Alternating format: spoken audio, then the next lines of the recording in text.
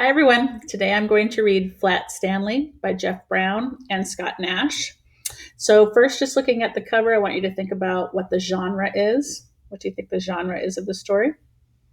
If you're looking at it and thinking cartoon characters, flat characters, it's probably fiction. Yep, you would be right. It's fiction. So, if it's a fictional writing, the author's purpose would probably be to entertain us. Fictional writing is usually pretty entertaining. And this one looks like an entertaining story. So here we go. Flat Stanley by Jeff Brown, pictures by Scott Nash. And just looking at the inside here at the table of contents, I can see that there are 5 chapters. I'm going to read the first chapter today called The Big Bulletin Board.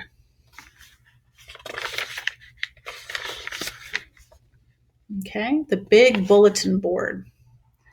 Let's see if I can read like this. Breakfast was ready. I will go wake the boys, Mrs. Lambchop said to her husband, George Lambchop.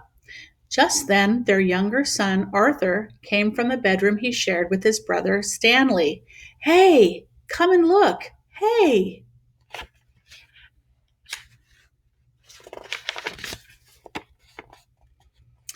Mr. and Mrs. Lambchop were both very much in favor of politeness and careful speech. Hay is for horses, Arthur, not people, Mr. Lambchop said as they entered the bedroom. Try to remember that. Excuse me, Arthur said, but look. He pointed to Stanley's bed. Across it lay the enormous bulletin board that Mr. Lambchop had given the boys a Christmas ago so they could pin up pictures and messages and maps. It had fallen during the night on top of Stanley. But Stanley was not hurt. In fact, he would still have been sleeping if he had not been woken by his brother's shout. What's going on here? He called out cheerfully from beneath the enormous board.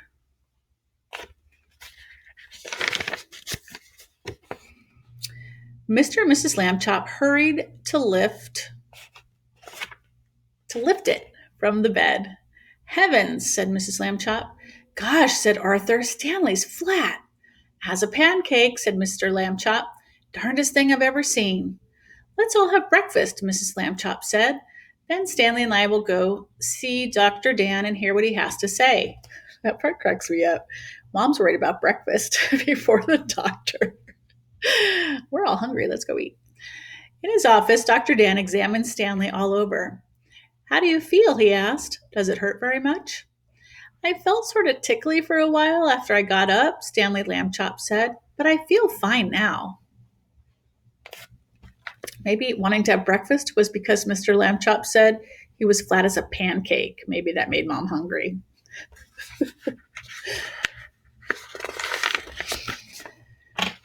Well, that's mostly how it is with these cases, said Dr. Dan. We'll just have to keep an eye on this young fellow, he said, when he had finished the examination. Sometimes we doctors, despite all our years of training and experience, can only marvel at how little we really know. Mrs. Lambchop said she thought Stanley's clothes would have to be altered by the tailor now, so Dr. Dan told his nurse to take Stanley's measurements.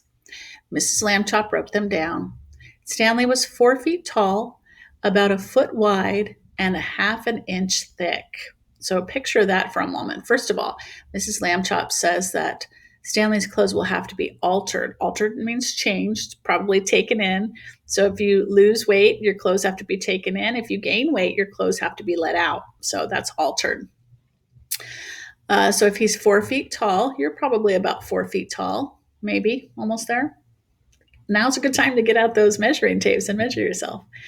And a foot wide, so think wide, and then thickness would be a half an inch thick. So about an inch. Go find your ruler and see how long an inch is, and then look at a half an inch.